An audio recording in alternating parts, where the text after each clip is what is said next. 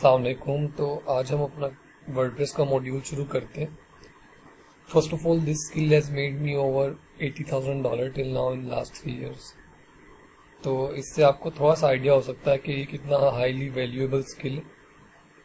और इसमें क्या है कि आप लोकल बिजनेसेस को वेबसाइट ऑफर कर सकते हो। आप वू कॉमर्स वेबसाइट्स जिसके अंदर ई कॉमर्स प्लेटफॉर्म्स बना के सेल कर सकते हो। और नॉर्मली $400 to $500 आपको 5 पेजेस वेबसाइट का $200 to $300 रेट मिल जाता है। And when it comes to large websites like 10 pager website, then आपको $400 से $500 का रेट मिल जाता है। अब इसमें सबसे पहले चीज आ जाती है डोमेन एंड होस्टिंग। अब डोमेन पहले मैं एक्सप्लेन बिल्कुल मैं बेसिक से लेके चलूंगा ताकि जो बिल्कुल न्यूबीज है उनको समझ आए और वो इस स्किल को सीख के एक handsome amount of income earn कर सके विद द टाइम, जब वो परचेजिंग के मोड में है। मतलब जब वो लोगों को आउटरीच करना शुरू करे और अपना स्किल सेल करना शुरू करे। तो डोमेन पहले हम इसको इस तरह समझ सकते हैं कि नाम को डोमेन कहते हैं। जिस तरह abc.com, इसी तरह google.com एक डोमेन है, facebook.com एक डोमेन है, tiktok.com एक डोमेन है। आसान अल्फाज में एड्रेस को हम डोमेन कहते हैं। अब वो डोमेन परचेज करने कहाँ से परचेज करते हैं मैं आपको ये भी बताऊंगा और अपनी राय भी दूंगा कि किधर से परचेज करनी चाहिए बेस्ड ऑन माय एक्सपीरियंस। इसमें रोल ऑफ डोमेन बड़ा मैटर करता है, लेकिन इट डिपेंड्स कि आप बिजनेस किस तरह कर रहे हो। क्या आप ब्रांडेड डोमेन चाहते हो, जिस तरह apple.com। अब एप्पल का मतलब सेब है, लेकिन वो बेच फोन रहा है तो कोई मैच नहीं हो रहा। तो इट ऑल डिपेंड्स कि आप डोमेन किस तरह की चाहते हो। क्या आप ऐसी डोमेन चाहते हो जिसके अंदर आपके बिजनेस का आइडिया लोगों को डोमेन नेम से हो जाए। जिस तरह मैं एग्जांपल देता हूँ appleexpert.com। अब appleexpert.com पे लोगों को ये आइडिया हो जाएगा कि ये एप्पल प्रोडक्ट्स का एक्सपर्ट है, उनके इश्यूज को रिजॉल्व करता है, वेदर इट इज मैकबुक और आईफोन और आईपैड। तो इसी तरह आगे आ जाए तो एक है स्टार लैंडस्केपिंग। अब इससे लोगों को आइडिया हो जाएगा कि ये लैंडस्केपिंग की सर्विसेज दे रहा। तो ये ब्रांडेड डोमेन्स हैं। देन PMD है पार्शियल मैच डोमेन और एग्जैक्ट मैच डोमेन। ये एग्जैक्ट मैच डोमेन का कॉन्सेप्ट जो है वो ब्लॉगिंग के अंदर आता है, तो इसको हम मेनली छोड़ देते हैं क्योंकि we are not in concern about blogging. हमारा मेन जो मॉड्यूल होगा वो वर्डप्रेस होगा और लोकल SEO होगा। तो ब्रांडेड डोमेन्स के अंदर apple.com आ जाता है, google.com आ जाता है। टेस्ला का कोई मतलब नहीं है, लेकिन टेस्ला कार्स बना रहा है। तो जो वन वर्ड डोमेन होती है, इस तरह netle.com एक मैंने वेबसाइट बनाई थी, मैं आपको दिखाता हूँ netle.com। अब नेटले का मतलब ये मैंने कहा था वेबसाइट बंद हो चुकी है। तो नेटले का मतलब कहीं से भी शूज नहीं है, लेकिन ये शूज की वेबसाइट थी, शूज का एक ब्रांड था। तो ब्रांडेड डोमेन्स वो होती हैं जिसके अंदर आपका एग्जैक्ट मीनिंग आए ना आए, आपकी डोमेन नेम से कुछ शो हो ना हो, लेकिन आपको वो वर्ड अच्छा लग रहा है, वो प्रोनाउंस करने में अच्छा है, तो आप वो वर्ड यूज कर सकते हो। PMD domains, partial match domains, normally मैं इनको प्रेफर करता हूँ। मतलब appleexpert.com, starlandscaping.com या फिर अल्फा भी वर्ड यूज होता है, तो alphapestcontrol.com या deltaphonerepairs.com। मतलब इसमें आपका एक ब्रांडेड वर्ड आ रहा है, साथ आपका वो वर्ड आ रहा है जो आपकी निश को डिफाइन करता है। ठीक है, तो इसे हम पार्शियल मैच डोमेन कहते हैं। अब राइट एक्सटेंशन पे अगर आ जाए तो ये TLD होती है। TLD होता है टॉप लेवल डोमेन। तो इसमें .com होती है, मैं इसके इधर लिख देता हूँ। .com होगी, .org होगी, .info होगी। अब ये डिफरेंट तरह की डोमेन्स होती हैं, इसको आप कोई भी यूज कर सकते हो। मेनली हम प्रेफर करते हैं कि हम .com यूज की जाए। अब लेट्स सपोज अगर आपके पाकिस्तान के अंदर डोमेन है तो आपकी .pk भी हो सकती है। मतलब मैं अगर एग्जांपल दूं तो एप्पल एक्सपर्ट डॉट पीके, ये भी एक डोमेन हो सकती है। तो ये पीके की एक्सटेंशन इस चीज को शो कर रही है कि we are just operating in Pakistan, ठीक है। तो ये आप कोई भी यूज कर सकते हो based on your location, but I always prefer to use .com domain. अब फ्रेश डोमेन और एक्सपायर्ड डोमेन के अंदर थोड़ा सा समझ लेते हैं। फ्रेश डोमेन वो होती है जो पहले कभी भी यूज नहीं हुई होती है, और एक्सपायर्ड डोमेन वो होती है जो पहले किसी ने परचेज की होती है, उसको यूज किया होता है, यूज करने के बाद जब उसको रिन्यू करने की बारी आती है तो कोई उसे रिन्यू नहीं करता, तो वो एक्सपायर हो जाती है। अब उस एक्सपायर होने के बाद भी उसकी डेटाबेस गूगल के अंदर मौजूद है।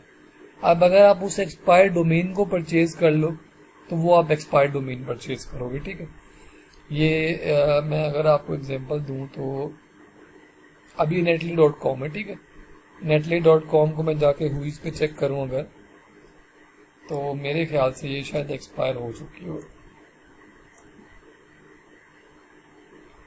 तो ये 2024-2 को एक्सपायर होनी है मेरे ख्याल से, शायद नहीं 2024-2-23 को, मतलब दूसरे महीने में ये एक्सपायर हो चुकी है, तो ये रिन्यू नहीं की गई है। अब अगर इसे जाके मैं रिन्यू करूं, मैं इधर जाता हूं, मैं लिखता हूँ netly.com, तो ये मुझे बता रहा है ये 13,000 की डोमेन मुझे अभी मिल जाएगी अगर मैं इसे अभी परचेज करूं।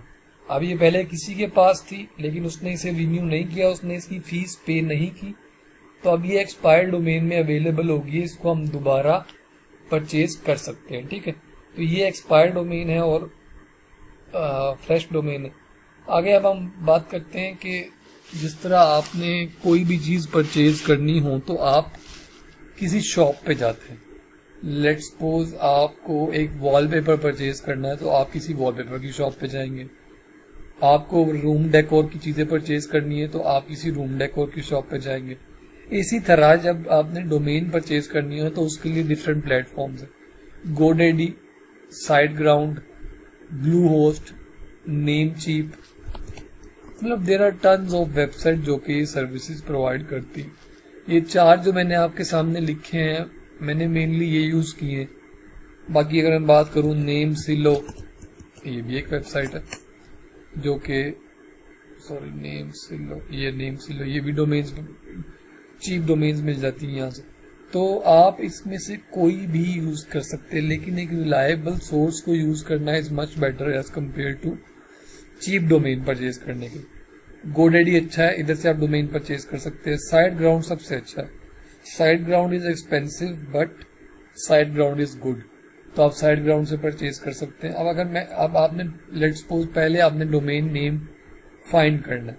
मैं एग्जांपल देता हूँ। अब एप्पल एक्सपर्ट .com, ठीक है, मैंने ये सर्च किया और ये मुझे कहता है जी कि ये 31,68,000 रुपए की डोमेन है, ठीक है।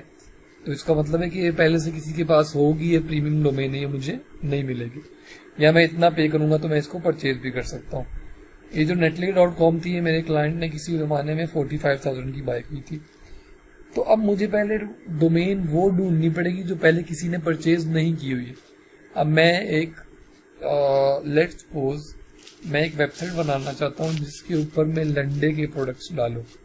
लंडे में जो शर्ट्स हैं, ट्राउजर्स हैं, शूज हैं, तो मैं क्या कर सकता हूँ, landabazaar.com। अब चेक करते हैं ये अवेलेबल है कि नहीं। अब वो कह रहा है कि ये भी अवेलेबल नहीं है, लेकिन landabazaar.com अवेलेबल। या नीचे आ जाओ तो landabazaar.co.uk अवेलेबल है, landabazaar.co अवेलेबल है, landabazaar.business अवेलेबल है, landabazaar.xyz अवेलेबल है, और आपने सारी प्राइसेस लिखी है पर ईयर की, ठीक है। तो इसमें से आपको पहले डोमेन सोचनी पड़ेगी कि आपने क्या बाय करनी। अब अगर मैंने एक ब्रांड शुरू करना है और मुझे उसका नाम मैं रखता हूँ, जिस तरह मेरा ब्रांड नेम है जैन स्मूथीज, तो मैं जैन लैंडस्केपिंग की एक डोमेन परचेज करना चाहता हूँ, ठीक है। तो ये 3,339 रुपए की मुझे मिल रही है एक साल की को में, लेकिन लैंडस्केपिंग अवेलेबल नहीं मिल रही है, ठीक है। लैंडस्केपिंग अवेलेबल नहीं है .com के अंदर। तो आपको पहले डोमेन ढूंढनी पड़ेगी। देन जिस तरह एक ई कॉमर्स वेबसाइट के ऊपर ऑर्डर परचेज करते हैं, जिस तरह दराज पे ऑर्डर प्लेस करते हैं, इसी तरह आप इस पे ऑर्डर प्लेस करोगे और ये डोमेन बाय कर लोगे, ठीक है।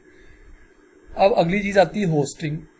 होस्टिंग ऐसे ही है जिस तरह आपके सीपीयू के अंदर हार्ड डिस्क होती है। हार्ड डिस्क क्या है? एक ऐसी जगह जिसके अंदर आप अपना डाटा स्टोर कर सकते हो।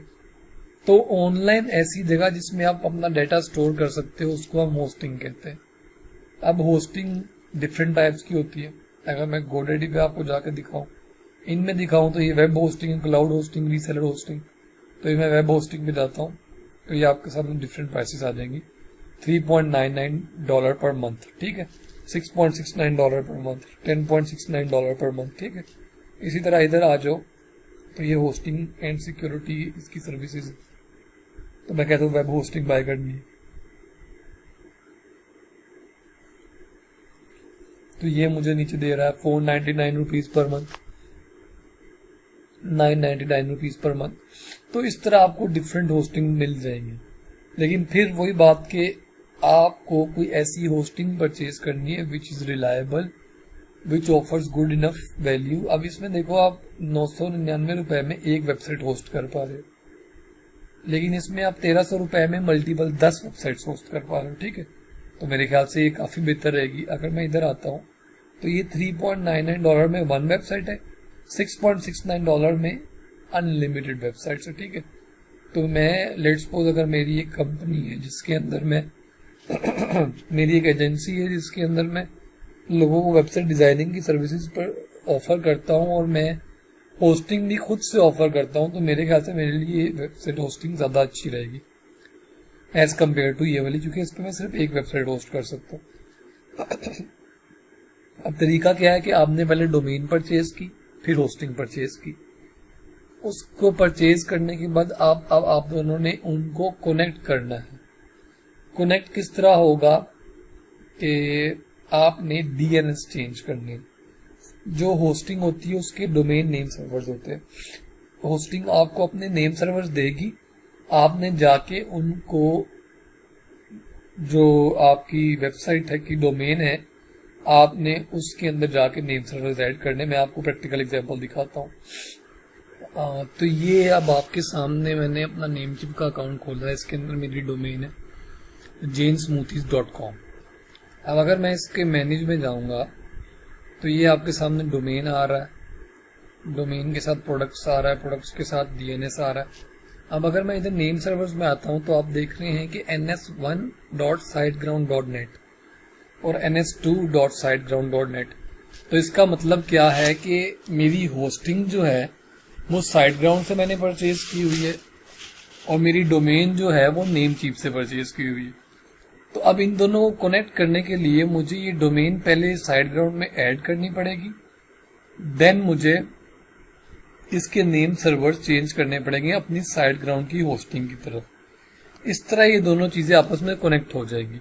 अब जब ये कनेक्ट होंगी तो नेक्स्ट चीज आती है हाउ टू इंस्टॉल वर्डप्रेस। अब मैं आपको उस साइट पे लेके चलूं। जो वर्डप्रेस है वो हमेशा इंस्टॉल होगा आपकी होस्टिंग से। तो ये चीज मेक श्योर करनी है कि डोमेन परचेज करें, कोशिश करें कि डोमेन और होस्टिंग दोनों एक ही प्लेटफॉर्म से परचेज कर लें। लेट्स सपोज आपने गोडैडी यूज किया तो डोमेन भी वहां से परचेज कर ली, नेम होस्टिंग भी वहां से परचेज कर ली। लेकिन मैंने क्योंकि डोमेन अपनी नेमचीप से परचेज की है और होस्टिंग अपनी साइटग्राउंड से परचेज की है, तो मैंने इन दोनों को कनेक्ट करने के लिए साइटग्राउंड के नेम सर्वर्स को अपनी डोमेन के नेम सर्वर्स में डाल दिया है ताकि ये उससे कनेक्ट हो जाए। अब मैं आपको अपनी होस्टिंग में लेके चलता हूँ। अब ये मेरे पास 3 वेबसाइट्स है एट द मोमेंट जो मैं साइटग्राउंड पे होस्ट कर रहा हूँ। इसमें अभी आपको तो एक ही नजर आ रही होगी मेनली, तो ये जेन स्मूथीज। अब मैं इसके साइट टूल्स में चलता हूँ।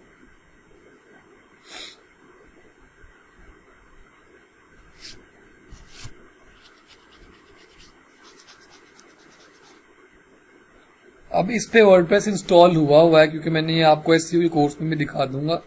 इस पे वर्डप्रेस इंस्टॉल है और ब्लॉग बना हुआ है। लेकिन अब मैं क्या करता हूँ, उसके ऊपर वर्डप्रेस इंस्टॉल करता हूँ ताकि आपको पूरा प्रोसीजर समझ आ जाए। अब डोमेन्स में आते हैं, सब डोमेन में। इसे मैं कहता हूँ डमी क्रिएट कर दिया।